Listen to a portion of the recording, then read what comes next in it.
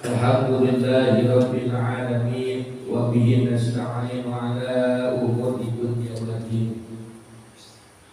Wa sallallahu ala sayyidina Muhammadin sallallahu alaihi wasallam khatamin nabiyyina wa alihi wa sahbihi ajma'in. Wa rahmatul qudus muqtadira rabbi shrah li sadri wa yassir li amri wa hlul 'uqdatam min lisani yafqahu qawli. Subhanaka la ilma lana illa ma 'allamtana innaka antal alimul hakim. Amma ba'du, faqala ta'ala fil Qur'anil Karim, a'udzu billahi minasy syaithanir rajim.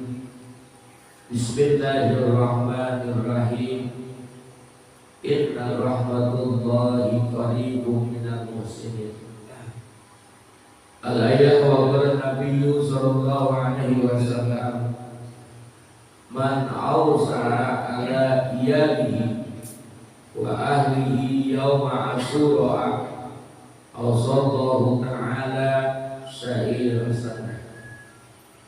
Al-hadis sadaqallahu alaihi wa sadaqa rasuluhu al-habibul karim wa nahnu ala dhalika minas sajidin wa syakirin walhamdulillahi rabbil alamin. Hadratul kiram yang saya muliakan, segenap para tokoh, para sepuh, wabil khusus DKM Masjid Al-Huda beserta jajaran pengurus, saudara penata acara atau moderator yang telah memberikan waktu kepada saya, lupa pula aparatur pemerintah kita, Bapak RT, Bapak RW, dan juga masyarakat jajaran yaitu perumahan Teras Citra yang tidak saya sebutkan satu persatu, insyaallah tidak mengurangi rasa hormat dan ta'zim saya. Semoga di pertemuan ini Allah kasih sehat panjang umur, amin. Tambah-tambah berkah, amin. Tambah-tambah kemuliaannya, amin. Tambah-tambah rezekinya, amin. Tambah-tambah istrinya, amin. Luar biasa, mudah-mudahan paling terpenting Allah senantiasa berikan istiqomah menjadi seorang hamba Allah yang taat kepada Allah dan Rasulnya. Amin. Puji syukur kita panjatkan kepada Allah Jalla Jalaluhu, Allah yang senantiasa memberikan beraneka ragam kenikmatan, wabil khusus yaitu nikmat iman wal Islam, terdiri nikmat sehat wal afiat, nikmat panjang umur, sehingga alhamdulillah pada kesempatan pagi hari ini kita diberikan izin oleh Allah untuk sama-sama kumpul di masjid kebanggaan kita yaitu Masjid Al-Huda dalam satu kegiatan yang sangat mulia menurut pandangan Allah, yaitu pengajian ba'da subuh. Mudah-mudahan dikumpulnya di sini menjadi sebuah wasilah Allah senantiasa menghapus setiap salah dan dosa-dosa kita. Insyaallah Allah akan sampaikan kepada harapan dan cita-cita kita serta diberikan kemudahan dan segala urusan kita. Amin. Salawat dan salam semoga terlimpah kepada baginda alam, yaitu Nabi besar kita Muhammad sallallahu alaihi wasallam, juga kepada keluarga dan para sahabat umumnya, kepada kita selaku pengikutnya. Mudah-mudahan kita selaku pengikut yang setia kepada beliau dan mengikuti ajaran dan sunnahnya. Dan insyaallah kita yang kumpul di hari adalah bagian daripada umat Rasulullah yang suatu saat nanti mendapatkan syafaatnya dan bersama-sama Rasulullah Allah Subhanahu wa taala. Amin. Ibadallah yang dimuliakan oleh Allah, tak terasa seiring waktu berjalan, begitu pula datanglah minggu pun kelam datanglah bulan. Kita sekarang sudah memasuki di era akhir zaman, yaitu sudah pergantian tahun baru Islam 1442 Hijriah. Nah ini kepada Allah yang dimuliakan oleh Allah, berarti seiring bertambah zaman, berarti semakin menua pula zamannya. Sebab ketika di zaman Nabi Isra Mi'raj itu usia dunia pewek sudah dalam keadaan nenek-nenek, sudah tua renta. Makanya kalau sekarang di akhir zaman itu banyak yang pikun wajar, karena memang pengaruh zaman juga. Ini ibadah yang dimuliakan oleh Allah. 1444 Hijriah menandakan sudah kita memasuki di era akhir zaman. Perlu memperkokoh dan memperkuat akidah kita kepada Allah Subhanahu wa Ta'ala. Sebab semakin akhir zaman semakin berat tantangan iman. Ibadah yang dimuliakan oleh Allah. Dan yang sesungguhnya yang patut kita rasakan dan patut kita rayakan, begitu pula patut kita syukuri adalah Muharram. Karena bulan Muharram ini adalah salah satu dari 4 bulan yang diharapkan oleh Allah, 4 bulan yang dimuliakan oleh Allah, dan 4 bulan yang sangat diistimewakan oleh Allah. Ibadah yang dimuliakan oleh Allah. Dan kemarin ketika merayakan tahun baru Islam, terus kita kenalkan dan kita gaungkan kepada generasi Islam. Tidak hanya di saat pergantian tahun baru Masehi yang megah dan meriah, bahkan istimewa dan jauh keistimewaannya dibandingkan dengan Muharram. Kalau tahun baru Masehi, citra sampai penuh, padat di mana-mana, banyak manusia yang berkumpul, dan di sana kalau dihitung-hitung dari sisi kebaikan jauh lebih banyak kemaksiatannya ketimbang kebaikannya. Makanya ada salah satu pendapat ulama, dosa yang paling terbesar dilakukan oleh Muslim Indonesia yang disebut dengan Muslim terbesar di dunia, 80%, yaitu adalah dosa ketika di saat malam pergantian tahun baru. Sebab kalau di saat tahun baru itu orang yang nggak biasa maksiat juga ikut-ikut maksiat. Dosa terbesar dan dosa yang paling besar adalah ketika di saat malam pergantian tahun baru Masehi. Ibadah Allah yang dimuliakan Allah. Artinya kita sebagai orang Islam itu sekarang harus tahu dan harus menyadari bahwa mana yang harus kita rayakan dan mana yang harus kita rayakan. Sebab kalau andai saja kita ngikut-ngikut aja dan tidak ada perintah dari syariat, maka kata Nabi, man tasabbaha biqaumin fahuwa minhum. Kalau andai saja kita ngikutin budayanya orang Yahudi, budayanya orang Nasrani, maka satu saat nanti kita akan ikut sama pula. Alhamdulillah, neraka Allah dengan orang Yahudi dan Nasrani. Tahun baru Masehi itu kan tahun barunya orang Yahudi Nasrani. Dan setiap nama bulan dari bulan Masehi itu, dari tahun Masehi itu adalah nama-nama, yaitu dewa Kristen Romawi. Nah ini dari mulai Januari, Februari, Maret, itu nama-nama dewa Kristen Romawi yang diagungkan oleh orang-orang Kristen Romawi. Nah, makanya kita nih gak usah harus ngikut-ngikutin di saat pergantian tahun baru Masehi.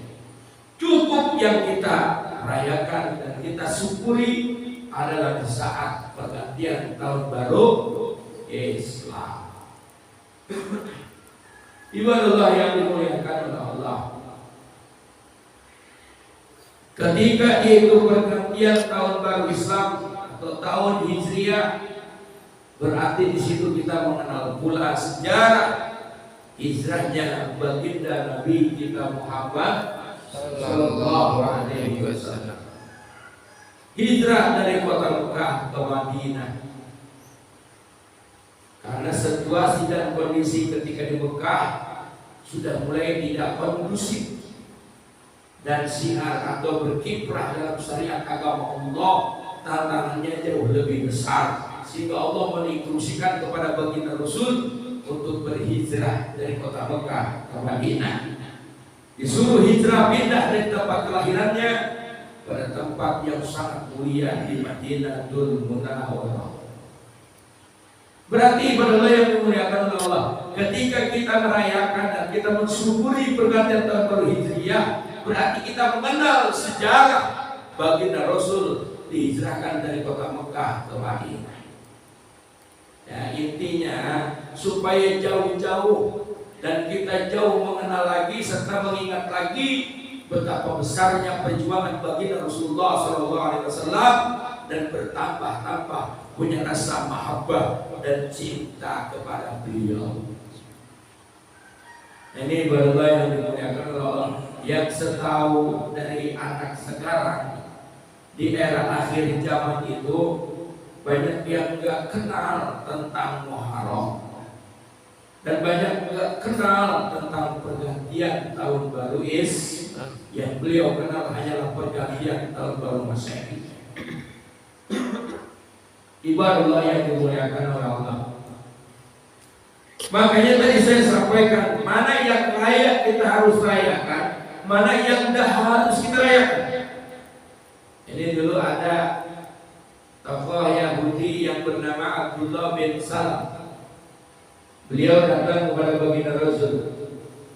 Ketika datang beserta rombongan, ya Rasulullah, ya saya Abdullah bin Salam. Betul. Saya tokoh Yahudi. Iya. Saya beserta rombongan datang. Iya. Ngapain Abdullah bin Salam? Ya Rasul, ya. Hari ini detik ini saya menyatakan siap masuk Islam. Nabi senang dong. Ketika ada seorang tokoh Yahudi besar datang kepada Nabi serta menyatakan bahwa saya siap untuk masuk Islam. Kata terakhirnya nggak enak didengarnya. Kata Abdullah bin Salam, tapi ya Nabi, ya Rasul, saya ingin tetap merayakan hari Sabtu sebagai hari kebesaran saya. Dan saya minta, saya ingin tetap mengamalkan kitab leluhur kami, yaitu kitab Taurat yang dibawa oleh Nabi Allah Musa alaihi salam. Nabi bingung. Taurat udah gak ada zamannya, Taurat itu udah gak ada zamannya. Sekarang yaitu jauh disempurnakan oleh Taurat, Taurat disempurnakan oleh Injil, Injil disempurnakan oleh Al-Qur'an. Dan tidak ada lagi kita. Ibadallah yang dimuliakan oleh Allah. Makanya dari 104 kitab yang Allah turunkan ke muka bumi, dari 4 kitab tersebut sudah sempurna yang diturunkan kepada Nabi dan Rasul, dan paling sempurna di terakhir kepada Nabi penutup Sayyidil Mursalin, yaitu baginda Nabi kita Muhammad sallallahu alaihi wasallam yang bernama Al-Qur'an. Banyaklah, nggak ada berita hal-hal seperti itu, kecuali manggil DKM, manggil Ustaz Jack, manggil Pak RW, kumpul dan segenap jamaah kumpul di rumah. Pak, tolong doain saya Pak, hari ini saya milad, hari ini saya ulang tahun, alhamdulillah saya udah usia saya udah genap, dan sekarang mudah-mudahan dengan wasilah Bapak pada datang ke rumah saya, doain saya supaya bertambah usia saya ini semakin dewasa, semakin berkualitas, semakin jauh lebih meningkatkan kualitas ibadah dan keimanan kepada Allah. Doakan saya di sisa usia saya ini supaya jauh lebih baik daripada usia yang sebelumnya. Begitu didoain. Begitu ibadah tahun. Bikin acara tahlil di rumah. kasih berkat agak gedean. Gitu. Alhamdulillah. Begitu. Ustaz pengen nyanyi-nyanyi. Ada karangan ulama. Nggak usah harus saya besti tuyul, nggak usah. Ada karangan ulama. Mabruk alfa, mabruk alaika, mabruk, mabruk alfa, mabruk yaumiladi, mabruk selamat hari milad, semoga dapat rahmat dari Allahu Ahad sehingga hidup selamat. Masya Allah, begitu ibaratnya. Jadi nggak usah harus nyanyi-nyanyian yang kagak karuan. Tidak ada perintah dari syariat Islam. Nah ini ibaratnya yang dimuliakan oleh Allah. Kalau memang kita sebagai orang Islam punya KTP-nya Pak Des, statusnya orang Islam, maka kelakuannya seperti Islam, akhlaknya harus seperti orang Islam yang dibawa oleh baginda Rasul. Begitu pula ibadahnya, yang berkaitan ibadah yang wajib maupun yang sunnah, jangan diperpadukan dengan yang tidak ada perintah dari syariat ajaran Islam. Begitu akhlaknya sama seperti akhlak orang Islam. Nah ini adalah yang dimuliakan Allah. Termasuk budayanya, jangan mengikuti budaya orang Yahudi Nasrani. Cukup kita sebagai orang Islam ikuti budaya Islam. Masya Allah. Nah itu ibaratullah.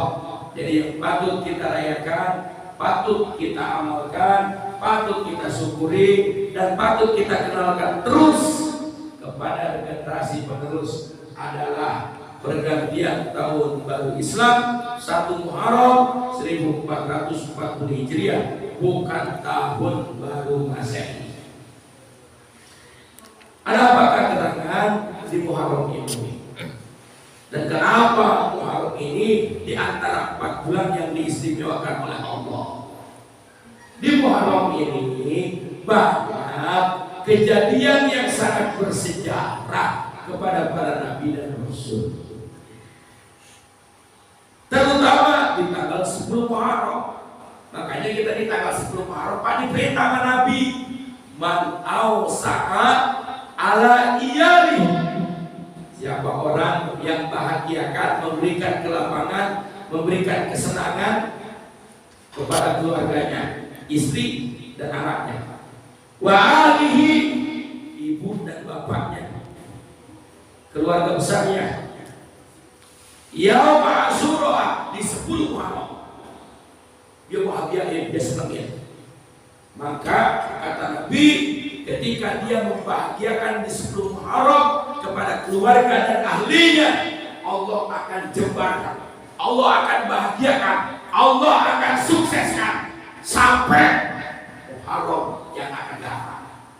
Luar biasa. Kalau di hari 10 Muharram kita bahagiakan istri kita, kita senangin ahli kita, maka Allah akan memberikan kemudahan dan kelapangan sampai dengan Muharram yang akan datang. Alhamdulillah.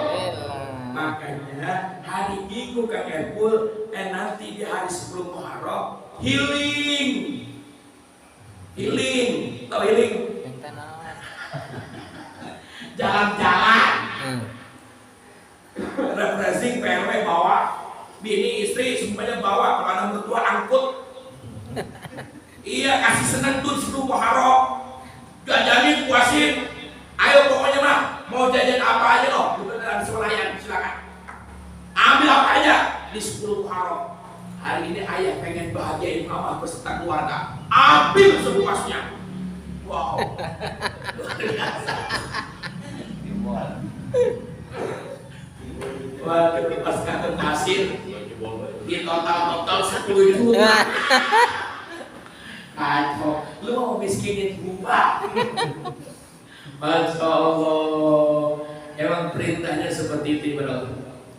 Jadi ya sederhana, boleh, tapi tidak menghilangkan Allah akan menjamin sampai Muharram dengan tahun yang akan datang. Ya minimal bawalah ke EOT, bawa kemana gitu, pilih. Masya Allah, luar biasa. Dan bahkan kita diperintahkan, disunahkan berbagi di 10 Muharram kepada anak yatim dan yatim piatu. Kalau dijebarkan rezeki, dia dititipkan amanah rezeki, jangan lupa tuh 10 Muharram walaupun 3 biji 4 biji kalau memang terbatas keuangannya. Atau mau digabung aja di Masjid Al-Huda sama DKM, monggo digabung dengan yang lain, kumpulin anak yatim, doakan dan minta sekaligus doa kepada anak yatim, serta sehelai rambutnya Allah akan angkat derajat kita. Makanya kalau bisa di 10 Muharram itu ketika santunan, cari yatimnya pada yang gondrong. Iya yang gondrong, yang banyak rambutnya. Sehelai rambut yaitu anak yatim, Allah akan angkat derajatnya. Bayangin kalau gondrong, wah dikesok. Tapi sesuai juga. Ada orang yang mau kesok rambut anak yatim, duitnya ngasih 10.000, rambutnya acak-acakan. Kasihan. Ya Allah ya Rabbana, sesuaikan. Nah begitu ibadah Allah yang dimuliakan oleh Allah. Jadi di 10 Muharram kita diperintahkan untuk berbagi supaya didapatkan rezeki sampai Muharram yang akan datang. Di 10 Muharram itu banyak kejadian, yaitu kepada para nabi dan rasul. Di antaranya baginda Nabi Allah Adam alaihi salam sebagai nenek moyang kita. Udah begitu Nabi Allah Adam alaihi salam adalah sosok seorang hamba dan rasul yang melanggar kesalahan ketika Allah taruh di surga. Kurang apa coba di surga Nabi Adam? Kata Allah, Adam, bebas mau makan apa aja terserah. Di surga pengen apa aja sesuai dengan hati datang. Dicukup sama Allah. Tapi tetap Adam ketika di surga ditaruh sendiri, Adam galau. Dipantau sama malaikat Jibril, kok Adam ngelamun. Padahal buah-buahan tinggal ngambil, makan apa aja yang dia inginkan, tinggal ngomong datang. Tapi perhatiin Adam ngelamun aja. Ditanya, Adam, kayaknya kok ngelamun? Di surga kan enak, Adam. Jauh lebih enak dibandingkan di tempat yang lain. Bukan begitu, Bil. Kenapa? Gak ada teman. Oh gitu. Jomblo. Masya Allah. Pakai pun bukannya ya. Itu pewek. Makanya hidup sepi tanpa seorang kekasih. Waduh, lagu itu ya. Ibadah Allah yang dimuliakan Allah, maka Allah buatkan pendamping Adam dari tulang rusuk kiri Nabi Allah Adam alaihissalam, terciptalah Siti Hawa wanita pendamping Adam. Baru sebuah Adam senang, baru sebuah Adam senang, bahagia menikmati keindahan-keindahan surga. Karena udah punya teman, udah ada pendamping. Begitu ibadah Allah. Makanya kalau tanpa ada seorang pendamping, rasanya dunia itu sepi. Ayo kita ditinggalin murid sama bini seminggu aja Pak. Kalau beri, kalau udah terjelaskan. Ya Allah ya Rabbana illallah. Nah akhirnya di situ kata Allah dan bebas makan apa saja di surga, tapi awas jangan makan yang namanya buah khuldi. Ini jangan tuh. Ya. Akhirnya ketika itu digodalah oleh iblis. Singkat cerita tergoda Nabi Allah Adam alaihi salam dan dikeluarkan dari surga. Adam diturunkan di negara India, tepatnya di kota Buds, sementara Siti Hawa di Jeddah Mekah Al-Mukarramah. Makanya kalau antum pernah umroh, itu seringkali dibawa kepada yang namanya Bukit Jabalur Rahmah. Jabal Rahmah itu adalah bukit penuh dengan kasih sayang. Artinya bukit pertemuan Nabi Allah Adam dengan Siti Hawa. 300 tahun Adam merintis dan menangis, memohon ampunan kepada Allah, kagak diampunin. Sujud 100 tahun. Adam mohon ampun dengan doa. Rabbana zalamna anfusana wa illam taghfir lana wa tarhamna lanakunanna minal khasirin. Itu istighfar Nabi Adam itu. 100 tahun sembunyi batu, di sekitar batu tumbuh daun yang rimbun. Tetesan Nabi Allah, tetesan air mata Nabi Adam tak pernah berhenti. Ya Allah, baru di situ diampunin oleh Allah dan bertepatan dengan 10 luar biasa ibadah. Sekarang ini jadi sebuah pertanyaan. Kenapa iblis melakukan sebuah kesalahan menjadi laknat Allah, sementara Adam mendapat pengampunan Allah walaupun harus sujud 100 tahun? Ibadah Allah, beda kesalahannya. Kalau iblis kesalahannya kepada Allah, gara-gara kagak mau sujud kepada Nabi Adam, berangkat kesalahan dari sebuah kesombongan. Sementara Adam melakukan sebuah kesalahan di surga, berangkat dari sebuah dorongan nafsu. Beda. Kalau dari nafsu, Allah Maha Ghafurur Rahim.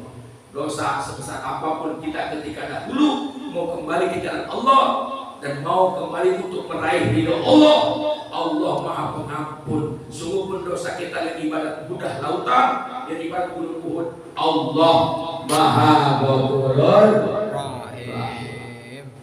Yang penting tadi ketika berbuat kemaksiatan dan dosanya itu bukan berangkat dari sebuah kesombongan, tapi karena dorongan nafsu. Adam dikeluarkan dari surga dan kenapa? Satu kesalahan. Betul? Satu dosa, satu kesalahan. Kita dosanya yang banyak, pede pengen ke surga. Begitu Adam aja yang melakukan sebuah kesalahan, satu kali kesalahan, dikeluarkan dari surga. Kita hamba Allah dibanding-banding dari mulai ini mata kita terbuka sampai terpejam lagi. Masya Allah, dibanding-banding dengan dia itu ibadahnya jauh. Kebanyakan banyak maksiat dan dosanya, tapi dengan pedenya pengen masuk surga.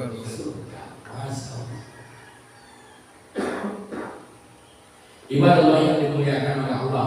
Nah itu Nabi Allah Adam alaihissalam, yaitu diampuni dosa-dosanya oleh Allah bertepatan dengan 10 hal. Mana lagi?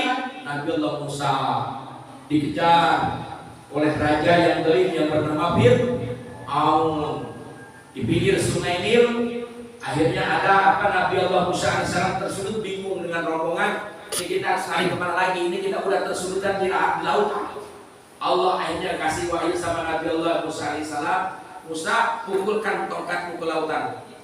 Inilah yang disebut sesuatu yang tidak mungkin, tapi bisa jadi mungkin. Dengan kebesaran Allah, ija arada say'an ayyakula lahu kun fayakun. Makanya jangan putus asa Pak hidup, Pak, terus berjuang. Kalau udah mentok gimana kata Allah? Kita serahin kepada Allah. Kalau kita berjuang nyerah duluan, cemen. Ketika Rasul nih mau dikepur sama Abu Jahal, Abu Sofyan, Abu Lahab, Abu Wasok, mau dikepur nih dari Mekah. Yuk kita serang yuk Muhammad, kata Abu Jahal. Ini perang, kita perang dendam. Siapkan pasukan sebanyak mungkin. Masya Allah, Abu Jahal dendam. Akhirnya Nabi dapat bocoran kalau Abu Jahal, Abu Sofyan, dan Abu Lahab serta Abu Wasok itu mau nyerang ke Madinah. Dapat bocoran dari sahabat. Nabi langsung ngadain rapat internal. Baik sahabat, kumpul semuanya. RW panggil RW. Kumpul. RT. Ada apa ya Rasulullah? Abu Jahal, Abu Sofyan dan pasukannya ini akan jauh lebih besar. Kita akan dikepur ke Madinah. Kita akan serang ke Madinah. Ini menurut sahabat bagaimana? Nabi aja sekelas Nabi dan Rasul, kalau ada masalah tetap bermusyawarah. Jangan sombong, mentang-mentang ahli pintar, ahli misalkan punya keahlian, sombong. Tindakannya semaunya, nggak ada musyawarah, ini salah.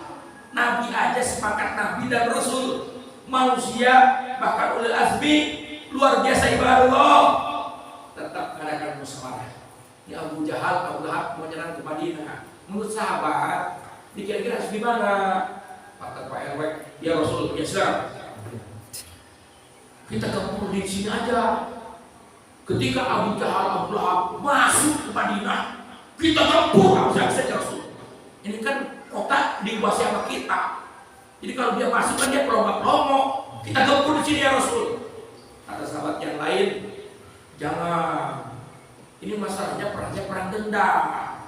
Abu Jahal harus merasakan kekalahan peperangan.